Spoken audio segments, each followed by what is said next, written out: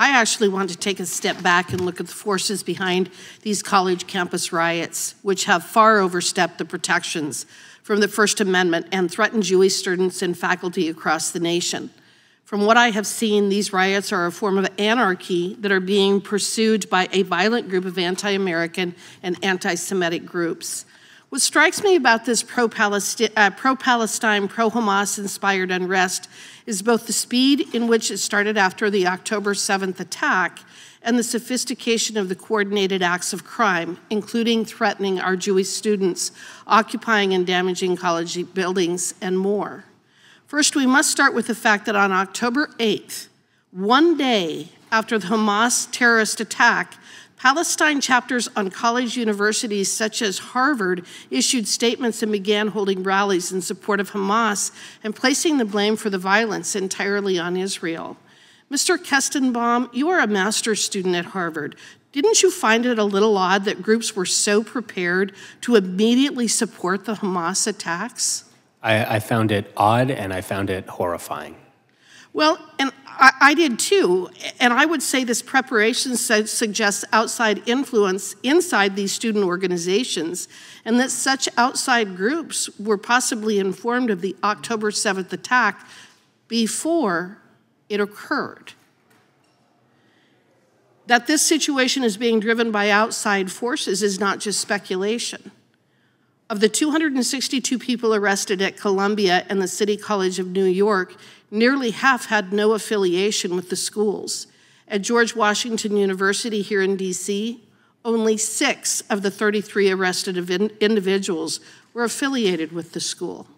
The coordination is mind-blowing. I don't want to diminish what our Jewish students are going through right now, but I want to hopefully highlight something, Mr. Kestenbaum, you stated in your testimony, and to describe the further danger of this situation. Wouldn't you all agree that outside criminal and violent forces exploiting colleges for their causes are dangerous for each and every member of the school, the students and the faculty alike? Mr. Jacobi, would you agree with that? 100%.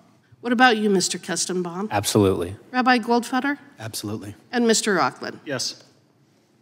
Shai Davidai, an assistant professor at Columbia Business School, reported that one of the nationwide instigators of these campus movements, Students for Justice for Palestine, received guidance and financial support from American Muslims for Palestine, and he reports AMP's directors have links to groups which fundraise for Hamas.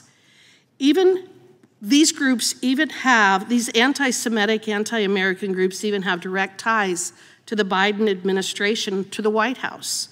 The National Security Council Coordinator for Intelligence and Defense Policy and the Deputy Assistant to the President, Mayor Bitar, is driving the administration's Hamas policy.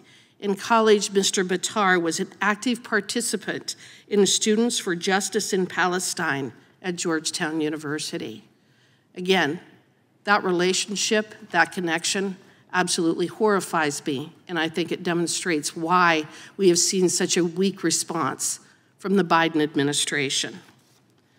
Rabbi Goldfeder, your testimony touches on this issue a bit in your second recommendation, and what you state is that we just simply need to enforce the laws on the books which provide for punishment when foreign students provide support for terrorism. Could you please elaborate on the source of the issue from which this recommendation comes from and what Congress can do through oversight to ensure that the DOJ is doing just that, which is enforcing the law? Sure. Well, that particular recommendation comes from the Immigration and Nationality Act, but I'll take it a step further, which is that even groups that include domestic citizens that support terror, there are laws in place. You know, the ATA and JASTA are there to protect everyone else from groups that support terror. AMP was founded on the ashes of other groups that were shut down literally for supporting Hamas. AMP coordinates NSJP, and that's why we sued them in federal court.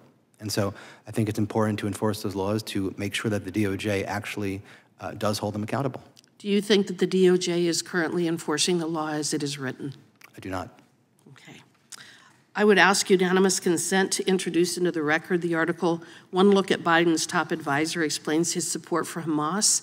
I want to thank all of you for being here. I'm sorry for what you're going through, but I also want to thank you for your bravery, for your willingness to step up and talk about this. It needs to be exposed. Sunshine is the best disinfectant. We're going to get through this. We're all going to get through this. I know it's tough, but your bravery demonstrates that there are good Americans out there that will always fight for the right thing. Thank you. I yield back.